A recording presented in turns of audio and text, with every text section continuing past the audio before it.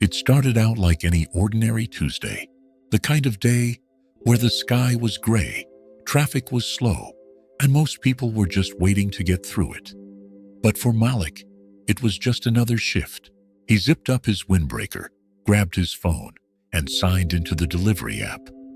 Third order of the day, a sandwich combo and a bottle of water. Nothing special. Address looked like a small apartment in an older part of town. Malik was used to all kinds of customers. Some tipped well, some didn't. Some answered the door with a smile, and others barely said a word. He didn't expect much anymore. But this one was different. When Malik pulled up to the building, it was quiet, eerily quiet. He glanced at the unit number again, 3B. A second-floor walk-up. He took the bag and started climbing the stairs, one creaky step at a time. He reached the door and knocked. No answer. He knocked again, louder this time. Still nothing. He was about to mark it as undelivered when he heard it, a faint thud. Then, a groan. "Hello," he called out. "Sir, you okay in there?" Nothing, just silence and a growing sense that something wasn't right. Malik's gut twisted. He looked around. The hallway was empty. He knocked once more, then tried the doorknob. Unlocked. He pushed the door open slowly, and that's when he saw him, a man in his late 50s, collapsed on the floor, barely conscious, clutching his chest. His face was pale. His breathing was shallow. Malik didn't hesitate. He dropped the food, ran to the man's side, and pulled out his phone. "Hang on, man. I'm calling 911. The dispatcher's voice crackled through the phone. 911, what's your emergency?" Malik tried to keep his voice steady. "There's a man here. He's collapsed in his apartment. He's barely breathing, clutching his chest. I think it's a heart attack. Is he conscious?" "Barely. He groaned when I got here, but he's fading. Stay with him. Help is on the way. I need you to check his pulse." Malik dropped to his knees and reached for the man's wrist. His hands were trembling. He had no formal medical training, just a few videos he'd watched online. But his instincts kicked in. "I think he's still got a pulse, but it's weak." "Okay," the dispatcher said calmly. "You're doing great. What's your name?" "Malik." "All right, Malik. Help is on the way. Stay on the line. Can you see any medication around? Anything that might tell us what's going on?" Malik scanned the room. A cluttered table, a few pill bottles. One of them was labeled for high blood pressure, another for cholesterol. "He's got meds. Looks like heart stuff." "Okay. Just stay calm and talk to him if you can. Keep him awake." Malik leaned in closer to the man. "Sir, can you hear me?" The man blinked slowly. His lips moved, barely forming words. "Water." Malik grabbed the sealed water bottle from the food bag and opened it carefully, holding it to the man's lips. Just a sip. "Okay." A single swallow. That was all he managed, before his eyes rolled back and his body went limp. Malik's heart sank. No. Stay with me, man." "Malik," the dispatcher said, "listen to me. If he stops breathing, you need to start CPR. Can you do that?" Malik hesitated. "I'll walk you through it." He took a breath, nodded. "Okay, I'm ready." And as he placed his hands on the man's chest, Malik realized that this delivery had turned into something else entirely. This wasn't about food anymore. It was about life. Malik positioned his hands on the man's chest, just like he'd seen in those first aid videos. One hand over the other, fingers interlocked right between the nipples. The dispatcher guided him with a calm, steady voice. "Push hard and fast. Count with me, 1, 2, 3, 4. Malik pressed down, trying not to panic. The man beneath him wasn't moving. No groans, no reaction. Just a terrifying stillness. 1, 2, 3, 4. The rhythm echoed in his head like a drumbeat. He could feel sweat dripping down his forehead. His arms ached, but he didn't stop. Then faintly a cough. The man gasped for air, jerking slightly under Malik's hands. "He's breathing," Malik shouted into the phone. "He's breathing again. That's great, Malik. Help is almost there. Keep him talking if you can. Malik leaned in close. Sir, can you hear me? Just hang on, all right? The man's eyelids fluttered. His breathing was shallow but steady now. He looked confused, disoriented, but alive. Minutes later, the wail of sirens grew louder, closer. Malik stood and rushed to the apartment door, waving down the paramedics as they bolted up the stairs. They burst in, one kneeling to check vitals, another hooking up a portable oxygen tank. Everything happened fast, efficient. Malik stood back, heart still pounding. One of the EMTs turned to him. You the one who found him? Malik nodded. You saved his life. The words didn't register at first. He wasn't a doctor. He was just a guy who delivered food in a dented Toyota Corolla. But right now, he'd done something real. Something that mattered. What's his name? Malik asked. The EMT glanced at the man's wallet. Robert Lane, lives alone. Lucky you came when you did. They loaded Robert onto the stretcher and whisked him out the door. And just like that, silence. Malik looked around the apartment. The sandwich and water still sat untouched on the floor. He picked up the bag, his hands shaking slightly. This delivery would be one he never forgot. Malik sat in his car for nearly 30 minutes before he could even turn the ignition. His hands were still trembling. He kept playing the moment over and over in his head. The collapsed man, the desperate chest compressions, the way his breath came back like a flicker of light in the dark. It didn't feel real. He was supposed to be delivering lunch, not performing CPR. He checked his app. The delivery had been marked as not completed. He didn't care. His shift was over. His head was somewhere else entirely. Back at home, he didn't tell anyone. Not at first. What was he supposed to say? Hey, I saved a guy's life between dropping off a turkey sandwich and a Diet Coke. But that night, as he stared at the ceiling, he realized something had changed. This wasn't just about what happened in that apartment. It was about what it revealed about himself. He wasn't just a delivery driver.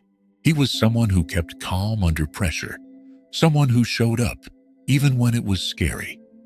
Someone who didn't run. And slowly the story began to spread. It started with a phone call the next morning. The dispatcher from 911 thanking him personally. Then a text from the food delivery app. We heard what happened. We'd like to feature your story on our social media. Malik wasn't sure. He hadn't done it for attention. But later that week, the local news called. Someone at the hospital had tipped them off. The segment aired on a Thursday evening. Just 2 minutes long. A simple shot of Malik standing outside the apartment complex, telling his story in modest terms. I just did what anyone should have done, he said. I knocked, I listened, and I didn't walk away. By the next day, his phone was blowing up. Hundreds of messages, comments, even donations. People called him a hero. And while the word felt too big for him deep down, Malik knew the truth. He hadn't saved Robert Lane's life because he wanted praise.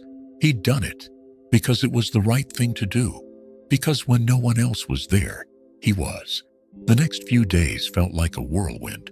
Malik couldn't go into a convenience store without someone recognizing him. You're the guy from the news, right? You really saved that man. My niece saw your story on TikTok. You're amazing. He didn't know how to respond. He still wore the same shoes, still drove the same beat-up car. But now people looked at him differently, with respect, with admiration. And then just as things were starting to settle, he got the call. Mr. Malik Thompson, a voice asked. Speaking. This is St. Luke's Hospital. Mr. Robert Lane has been asking to see you. Malik blinked. He's awake, yes. And he insists on meeting the man who saved his life. Later that afternoon, Malik stood outside a private room in the cardiac wing of the hospital. His palms were sweaty. He wasn't sure what to expect. Inside, Robert sat propped up in bed, pale but alert, hooked to machines but smiling.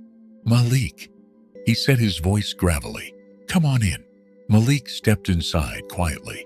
"I wasn't sure you'd want to see me." "Are you kidding?" Robert laughed weakly. "You found me half dead on the floor and gave me another shot at life. I should be naming my next dog after you." Malik smiled.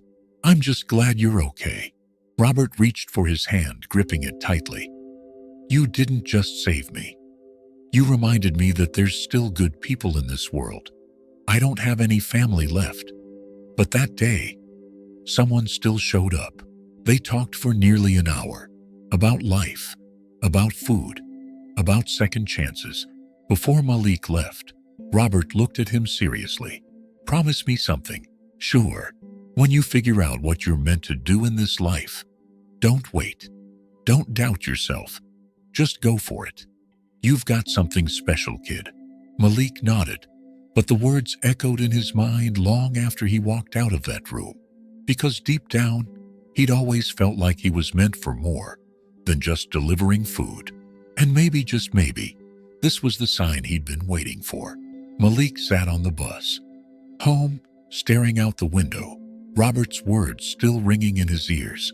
"When you figure out what you're meant to do, don't wait." He thought about his life, the long shifts, the tired eyes, the quiet dinners alone. He had always assumed this was it, that he'd keep delivering food until something better came along, but never imagined he might be the one to go after it. That night, he opened his laptop for the first time in weeks, not to watch shows, but to search how to become an EMT. First aid certification courses near me. Volunteer firefighter programs. The next morning, he enrolled in a local CPR and first aid class. A small step, but it felt like a giant leap towards something new. Word of his story kept spreading. His face popped up in neighborhood newsletters, blogs, and eventually a national news site picked it up under the headline, "Delivery Driver Becomes Local Hero After Life-Saving Rescue." It wasn't just strangers who noticed.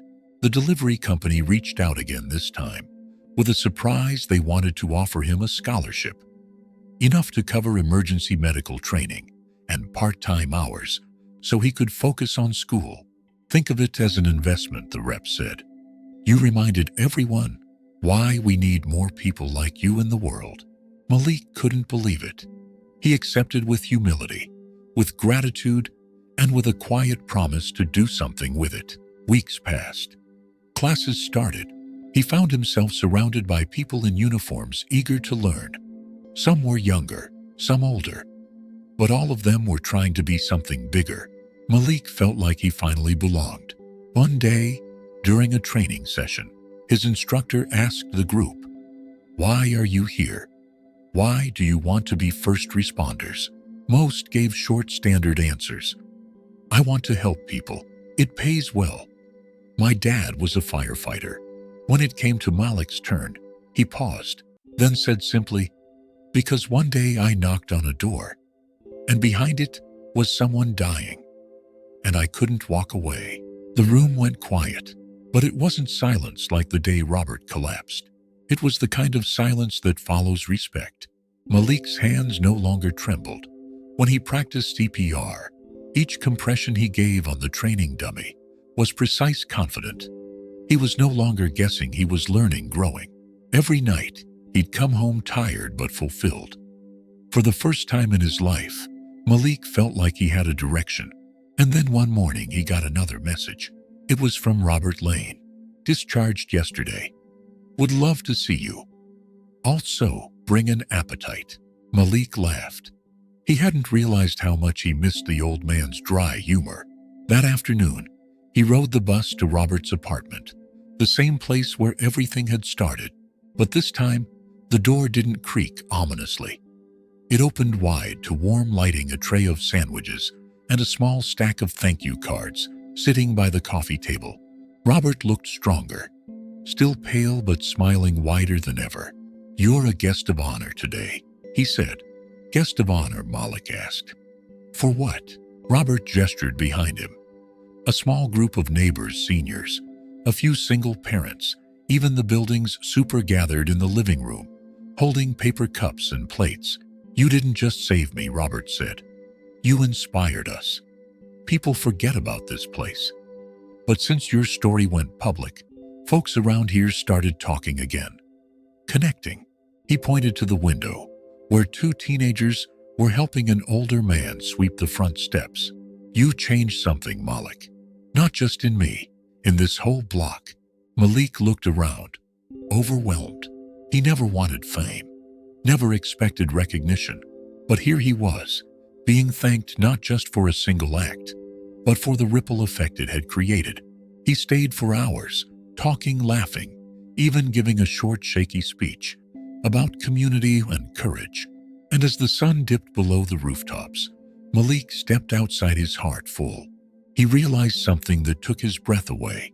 He hadn't just delivered food that day. He delivered hope. Months passed. Malik was no longer just a delivery driver. He was on his way to becoming a certified EMT. He still worked part-time to pay the bills, but his days were now filled with training ride-alongs and emergency drills. The backpack he once used to carry takeout was now filled with medical supplies and textbooks. One evening he returned home to find a small envelope in his mailbox. No return address, just his name, written in neat handwriting.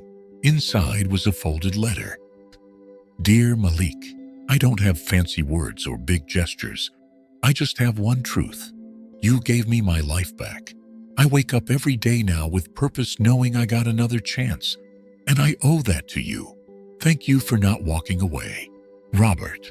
Taped to the back of the letter was an old creased receipt, the one from the sandwich delivery that day.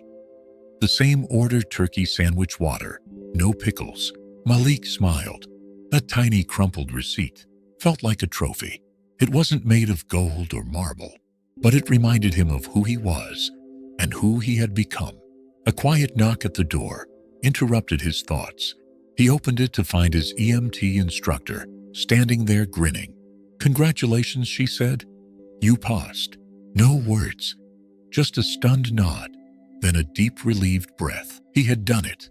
From food runner to first responder, from overlooked to unforgettable, and all because one day he knocked on a door and answered a calling he didn't even know was his. If Malik's story moved you, don't forget to hit the like button, drop a comment, and let us know what you would have done in his shoes. And be sure to subscribe so you don't miss the next powerful true story. We'll see you in the next video.